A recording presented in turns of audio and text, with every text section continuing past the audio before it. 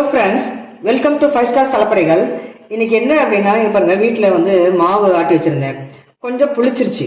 சரி, என்ன பண்ணலாம் அப்படின்ட்டு, சரி குழிப்படகை சுட்டலாம் அப்படின்னு சொல்லிட்டு எல்லாம் அரைச்சி வச்சிருக்கிறேன். இப்போ பாருங்க, இந்த மாவுல என்ன பண்ணலாம் அப்படின்னா, சீரகங்க, வெறும் சீரகம் மட்டும். இங்கே பாருங்க, இவ்வளோ சீரகம். அதை கொஞ்சம் அப்படியே கையில் வச்சு தேய்ச்சி கொஞ்சம் ஊதி விட்டுருங்க. ஊதி விட்டுட்டு இந்த மாவில் அப்படியே போட்டுக்குங்க. ஏன்னா அந்த புளிப்புக்கும் அந்த சீரகத்துக்கும் சூப்பராக இருக்கும்.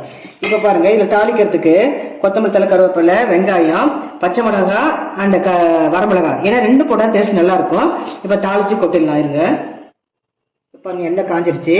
கடலைப்பருப்பு கொஞ்சம் அதிகமாக இருக்க மாதிரி போடுங்களேன், அதான் அவ்வளோ டேஸ்ட். இந்த குழிப்பணியாரத்துக்கு இந்த கிராமத்தெல்லாம் சுடுவாங்க பாருங்க, அவ்வளோ ஒரு டேஸ்ட்டாக இருக்கும். கடலைப்பருப்பு, வரமிளகாய் இதெல்லாம் போட்டு சேர்த்து செய்கிறப்ப அவ்வளோ ஒரு டேஸ்ட். பார்த்தாலே அப்படியே எப்பப்பா சாப்பிடலான்னு அப்படி இருக்கும். ஆனால் கடலைப்பருப்பு கொஞ்சம் அதிகமாக போட்டுங்க. இது அப்படியே சவக்கட்டும். பாருங்க, பச்சை மிளகாய், வரமிளகாய் அது போட்டுங்க. கூட வெங்காயம்,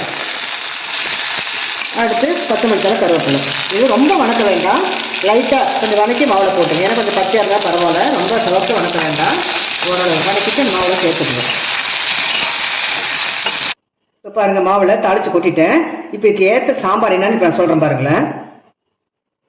அதாவது குழிப்பணியாரத்துக்கு தக்காளி சாம்பாருங்க, எப்படி டிஃப்ரெண்ட்டாக இருக்கும். இந்த கிராமத்தில் பண்ணுவாங்க தண்ணி மாதிரி, அப்படியே டேஸ்ட் அப்புறம் டேஸ்ட்டாக இருக்குது குழிப்பணியாரத்துக்கு. இப்போ பாருங்க, இதுக்கு வந்து பொட்டுக்கடலை பாருங்க, ஒரு 50 கிராம் பொட்டுக்கடலை இது மிக்சியில் போட்டுங்க. அதுக்கு அடுத்து 3 வரமிளகாய், அதுக்கு அடுத்து ஒரு பட்டை, அடுத்து லவங்கம் 2-3 லவங்கம், அதுக்கு அடுத்து கொஞ்சம் சோம்பு, அதுக்கு அடுத்து கொஞ்சம் மஞ்சத்தூள் போட்டுக்கணும். அதுக்கு அடுத்து தேவையான அளவு உப்பு, அடுத்து 2 பூண்டு பல், அடுத்து 2 பல் பூண்டுங்க, சின்ன வெங்காயம் ஒரு 2-3 வெங்காயம், அதுக்கு அடுத்து தக்காளி பாருங்க, ஒரு 4-5 பழுத்த தக்காளி. இவ்வளவுதாங்க. இதை நம்ம ஆட்டி நம்ம தாளிச்சு விட்டலாம். இப்போ ஆட்டி உங்களுக்கு காமிக்கிறேன். இப்போ பாருங்க, மிக்சியில் போட்டு நைஸாக தண்ணி ஊற்றி ஆட்டி வச்சுட்டேன். கொஞ்சம் தண்ணி மாதிரி இருக்கணும், ஏன்னா பொட்டுக்கடலை போடுறோம்னா தேங்காய் தேவையில்லை.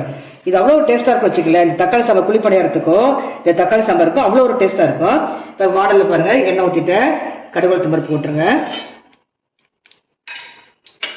இதுக்கு பாருங்க, சின்ன வெங்காயம் ஒரு 10 வெங்காயம், நிறைய வெங்காயம் 2 அரிஞ்சு வச்சுக்கோங்க. அதுக்கடுத்து கருவேப்பிலை, அடுத்து பச்சை மிளகாய் 3 கீரி வச்சுக்கோங்க. அவ்வளோதான். இதை போட்டு வேணா சின்ன வெங்காயம் நிறைய இருந்தால் தான் அவ்வளோ டேஸ்ட்டாக இருக்கும். ஃபஸ்ட்டு இப்போ பச்சை மிளகாய் போட்டுருங்க. அதுக்கடுத்து கருவேப்பிலை,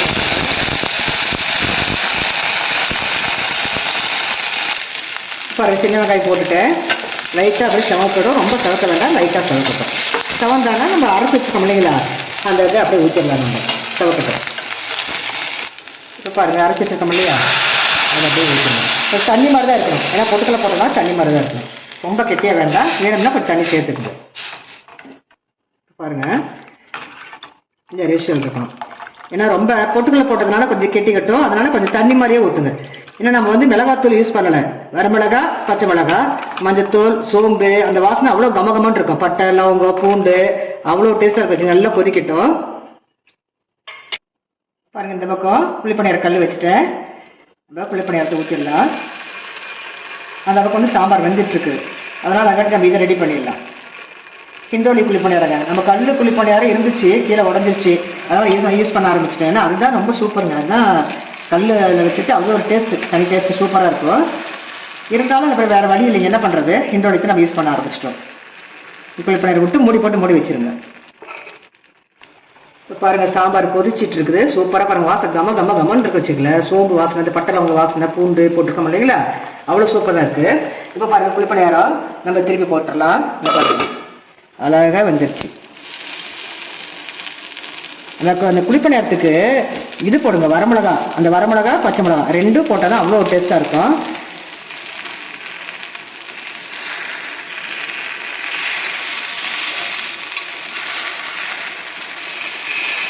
ஒரு 2 நிமிஷம் வேகட்டுங்க.